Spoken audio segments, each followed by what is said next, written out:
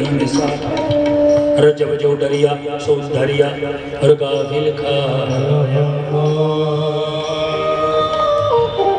क्या बड़ी ध्यान से सुनिएगा।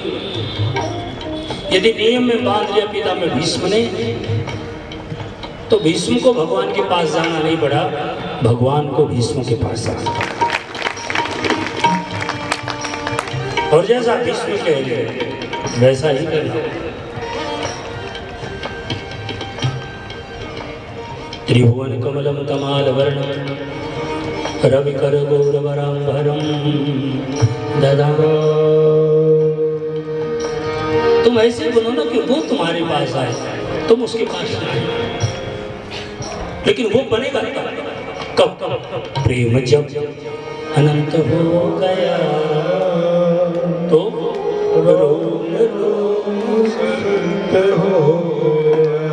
अरे माता उधर क्यों बैठते, सामने बैठा करो।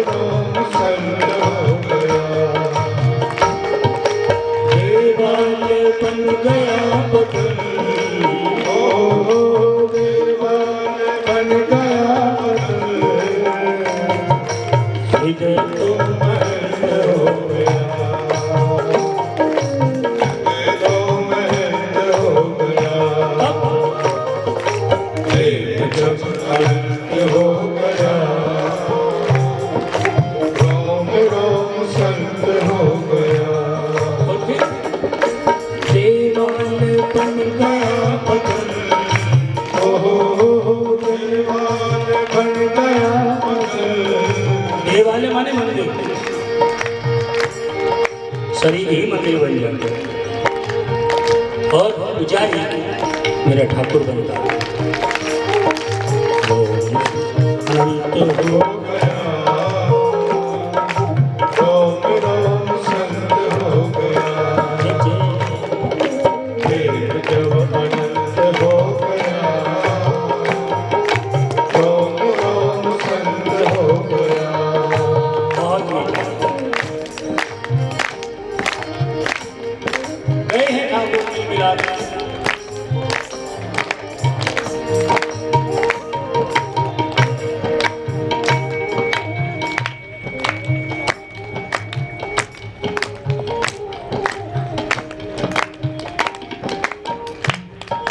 पितामह भीष्म को ये कहेगा कि तू जैसा कहेगा वैसा ही मैं करूँगा,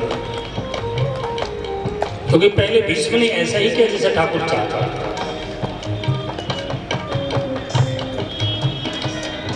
कैसा किया?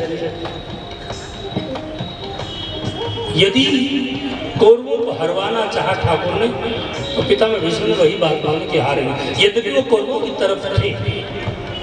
और ठाकुर ने प्रतिज्ञा भी कर ली थी, जो मैं हरि, मैं कभी महाभारत के युद्ध में हथियार नहीं उठाऊंगा। और उधर से पितामह भीष्म ने प्रतिज्ञा कर ली, जो मैं हरिहीन शस्त्रगाम तो गंगा जगनी को सातुर सुत न कहा। मेरा नाम गंगा बिहारी नहीं, शांतनु का बेटा है। यदि मैंने भगवान के हाथ में हथियार ने उठवा दिया और जो अर्जुन के सामने आया महाराज, वो तीरों की बौछार करी कि अर्जुन का रथ भी टूट गया, अर्जुन का कवच और कुंडल भी गिरा जा करके, अर्जुन भी नीचे गिरा जा करके। भगवान ने सोचे तो मारेगा भैया अर्जुन। तब मेरा ठाकुर ने छलांग लगा दी रथ से नीचे और उठा लिया क्या रथ के पहियों को और उसी का सुदर्शन चक्र बना दिया। सावधान बूढ़े बाबा, अब तेरी मरने की तैयारी है कि यही तो मैं चाहता कि तू हथियार हो जाए। डाल दिया हथियार, मार डाल। देखा अर्जुन ने बीन दिया उसको बाणों से। कहा अर्जुन अब तो मौका बड़ा है, ये बूढ़ा बाबा तेरे काबू में नहीं आने वाला, ये सबको मार डाले।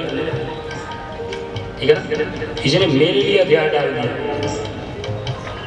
है ना, इसलिए अकड़ो मत, ठाकुर के सामने सामने सरेंडर कर दो। क्या अकड़ मुर्दे की पहचान क्या? अकड़ो मत, झुक जाओ। जिसको जो मिला है झुकने से ही मिला है, और झुकता वही है जिसकी शान होती है। क्या? झुकता वही है जिसमें जान होती है। अकड़ तो मुर्दे की पहचान। नमन्ति फलिनो वृक्षा, फल वाले वृक्ष झुके हुए मिलेंगे, लटके हुए मिलेंगे, है ना? इसी तरह नमन्ति गुणो जना, गुणी व्यक्ति होगा नम्र मिलेगा, बहुत सहज मिलेगा।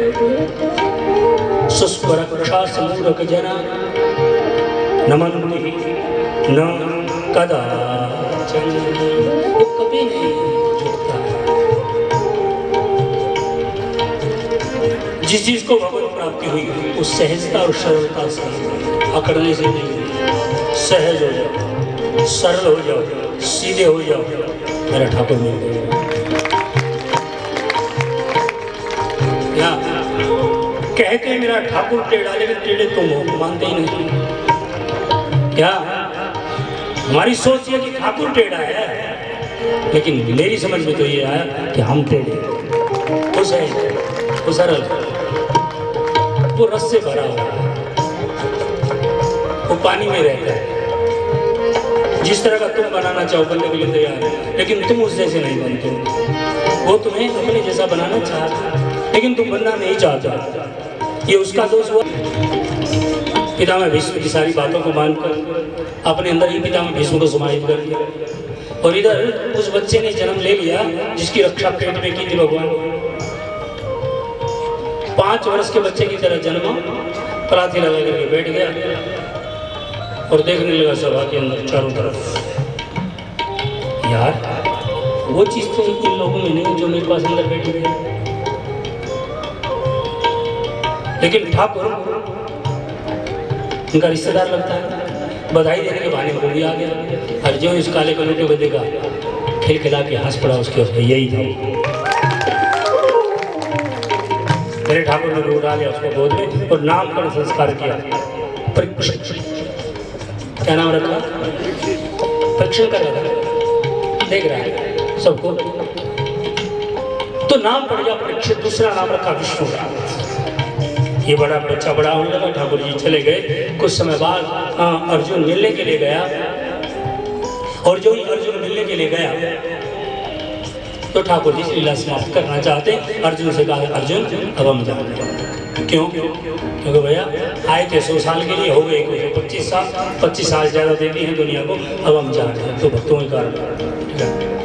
अर्जुन ने कहा मेरा क्या होगा? कहा तो मेरे से पहले भाग रहा था छोड़ के, आज जब मैं जाने लगा अब तेरा क्या होगा? हाँ अब तेरा ये होगा कि मेरी रानियों को ले लो और जाकर के इनकी देख करो। प्रभाषक क्षेत्र में के सारे यदुवंशियों को भेजा, रानियों को अर्जुन के साथ भेजा। अर्जुन जब लेके जा रहे थे तो जंगल में शिकार खेलने वाले ने लूट लिए। किसको? अर्जुन। वही अर्जुन है जिसने भगवान के रहते हुए भोले बाबा को भी लोहे के चने चबा दिए, भोले बाबा को हरा दिया। विराट नगर में जब औरत का रूप लेकर के, एक शिखंडी का रूप लेकर के अर्जुन जब वहां रह रहे थे, संगीत विद्याओं को सिखा रहे थे, छुप करके अज्ञातवास काट रहे थे, उस समय जब कौरवों ने उनके ऊपर आक्रमण किया, अकेले अर्जुन ने पूरे कौरवों के छक्के छुड़ा दिए। और आज वही अर्जुन है, जब ठाकुर छोड़ के चले गए तो अर्जुन को साधारण भीड़ नहीं होती है। समय समय बलवान है नहीं मनुष्य बलवान, अर्जुन काबे लूटे वही धनुष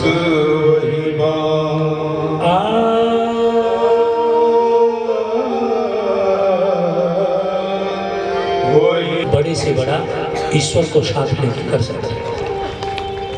ठीक है ना? रखा करो साथ, ये तो सारा तमाशा बिगड़ जाएगा।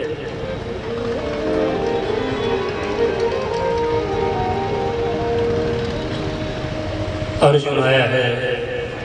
अर्जुन ने जब आकर के पांडवों को बताया कि ठाकुर धराधाम को छोड़ के चले गए, तो उसी वक्त उसी घड़ी कुंती की तो जान निकल गई। ये कहते हुए कृष्ण कृष्ण कृष्ण कृष्ण करते करते जान निकल।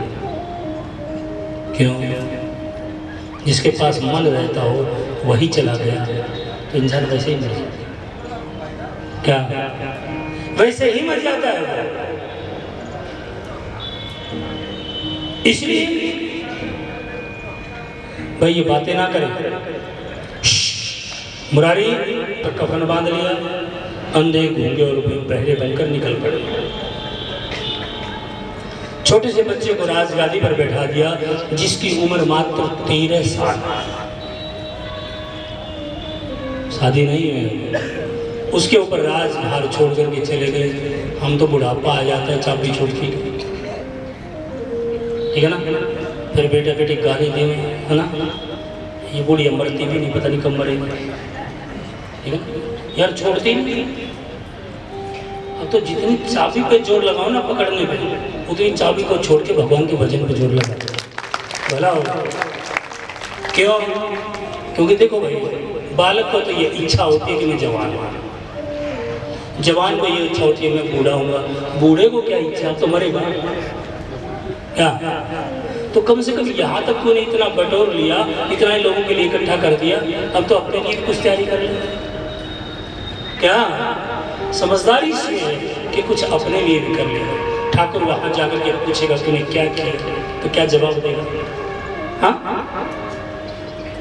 क्या ये जवाब देगा कि मैं केवल बाल बच्चे पैदा करेगा? हाँ, तो फिर मुझे ये कहेंगे तेरे से जानवर था। या असल कहने की बात यह है कि शादी के बाद व्यक्ति का देखो ना, पहले मैं इसको जानती थी ना ये मेरे को जानता था। शादी के रिश्ते में बंधे तो मेरी जिंदगी बन गया ना, मेरी जान बन गया। बोलो, और वर तुम लोगों ने चुन ही दिया था, वर माने दूल्हा, ठीक है ना। इसलिए ये मेरी जान दी है। जानो क्या महाराज पति ने हाथ जोड़े थे तो सच में कह, ठीक है। आज से तेरी सारी बातों तो रोज जानवर का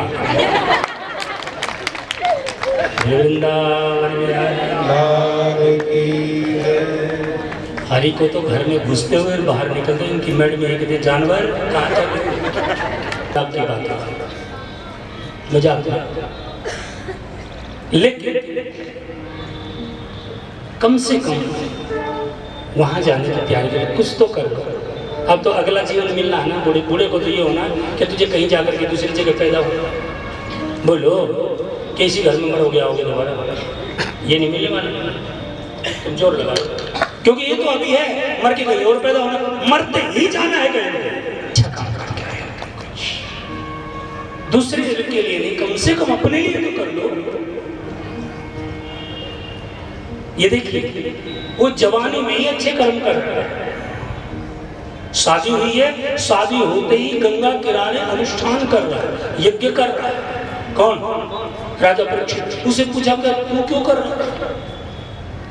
कहा देखो, जिंदगी में जो कर्म करते हैं कोई न कोई पाप रोज करते हैं, जाने में अनजाने में। इसलिए उसकी शुद्धि करनी चाहिए, और उसकी शुद्धि है यज्ञ। तन की भी शुद्धि है, मन की भी शुद्धि है, और धन की भी शुद्धि। क्या? यज्ञ। क्योंकि तीनों चीज लगते ही है, धन भी लगता है, मन भी लगता है, और धन भी लगता है।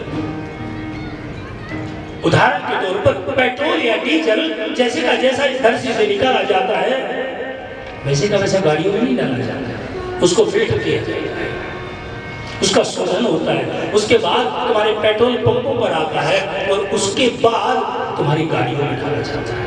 और फिर भी यदि कोई कचरा रह गया तो चलती गाड़ी रुक जाती है।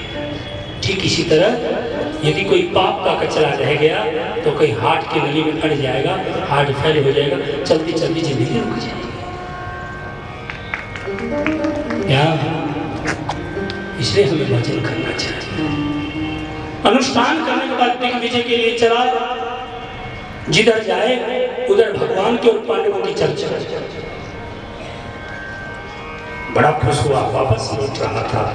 दिग्विजय करके देखा तो सामने एक गाय और बैल खड़े हैं दो, और बैल के 3 पैर कट गए, एक पैर के ऊपर है,